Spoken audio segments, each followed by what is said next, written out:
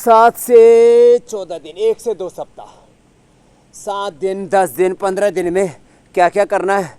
एक तो सुबह उठ करके हमारे साथ ऐसे पावर योग करना, रात को त्रिफला चूर्ण, शुद्धि चूर्ण, या जो कमज़ोर कोठा है जिनका फिर भी कॉन्स्टिपेशन है तो अभयारिष्ट है। फिर थोड़ा सुबह सुबह धूप में बैठना, उनको स्नेहन स्वेदन, ये 7 दिन हम यहाँ जो ये कर देते हैं ना, सिरोधारा, अक्षितर्पण, कर्णपूर्ण, नस्य अभ्यंग, जो स्टीम देते हैं, मड थेरापी बड़ी ज़बरदस्त है, मड थेरापी। और हाँ, बस्ती एनिमा, उसमें त्रिफला पानी से, नींबू पानी से। और जो मेरी तरह से इंटरमिटेंट उपवास करते हैं, मैं 16 घंटे का उपवास करता हूँ, और आजकल तो पूर्ण उपवास कर रखा है मैंने, दूध पर उपवास कर रखा है, दूध पर। और 12 बजे खा के फिर अगले दिन 12 बजे खाना। एक तरह से हकीकत में बोला जाए तो थोड़ा बहुत बीच में दूध या कोई रस पी लिया अलग बात है।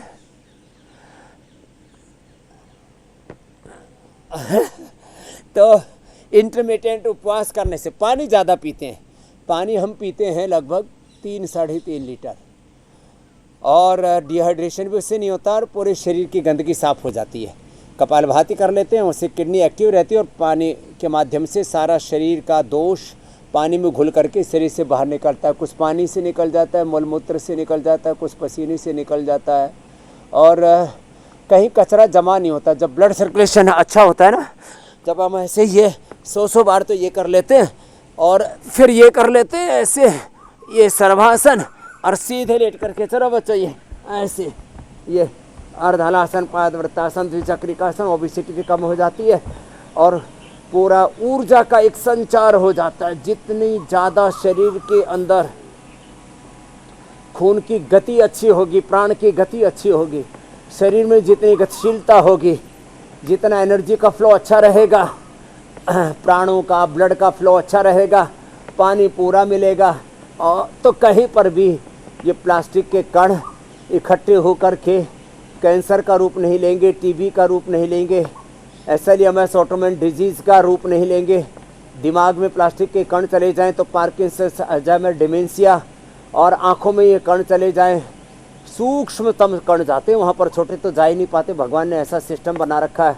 तो इससे मैकुलर डिजनरेशन, आँखों की समस्या, आँखों से देखने के, कानों से सुनने की समस्या, थायराइड में, गले में, जैसे मैं बता रहा था, लाली के कण चले गए तो फिर उसके गांठ हो गई थी, उसने तो गोधन अर्क पिया, वृद्धिवाधिका वटीली, और उसका गांठ ही ठीक हो गई उसकी। लो कितना गजब है साहब, पूरा अच्छा हो गया गांठ का कबाड़ा। और पेनक्रियाज में इकट्ठा हो जाए तो शुगर, पूरे ब्लड सर्कुलेशन में इकट्ठा हो जाए तो ब्लड प्रेशर।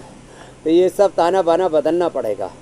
और सच में ये जो सूक्ष्म प्लास्टिक के कण अंदर जा रहे हैं ना, ये ऑटोइम्यून डिजीज और कैंसर जैसे बीमारियों को पैदा कर रहे हैं। और माताओं बहनों के दूध में, फिर जो नवजात शिशु हैं उनके खून में जा रहे हैं। तो हमारे खून से लेकर के, माताओं बहनों के दूध से लेकर के, हमारे डीएनए में, मैं कहता था भाई हमारे डीएनए में ऋषित्व है, देवत्व है, योग है। अब लोग कहेंगे हमारे डीएनए में प्लास्टिक है, हमारे डीएनए में बैक्टीरियल, वायरल, फंगल डिजीज़ है, हमारे डीएनए में कोरोना का असर अभी भी है। ये सब रोग भोग ऐसे कुचक्कर चल रहा है ना, इससे तो लोगों को बचाना ही पड़ेगा। मनुष्य घिर गया है विकट संकटों से, इसे योग से अब बचाना पड़ेगा, इसे विवेकी बनाना पड़ेगा। बाज़ार में जाते हैं तो झोला लेकर के जाना पड़ेगा।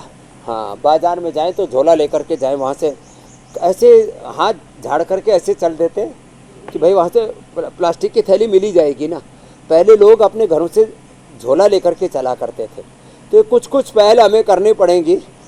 ये चाय, ये कॉफ़ी, ये टिफ़िन, ये पानी की बोतलें, ये प्लास्टिक के थैले, थैलियाँ, और ये सब बहुत सारा झमेला है ना, इससे काफ़ी चीज़ों से तो हम अपने आप को उभार सकते हैं। तो कुछ तो प्लास्टिक के उसमें ही पैक करके रोटी, सब्जियां पूरी वो लेके चल पड़ते हैं। और अब थोड़ा एल्युमिनियम का भी अभी प्रचार बढ़ रहा है, वो इससे तो थोड़ा सेफ़ है। लेकिन उसके ऊपर भी आगे अब क्या दुष्प्रभाव आएंगे तो वक्त के साथ पता लगेगा।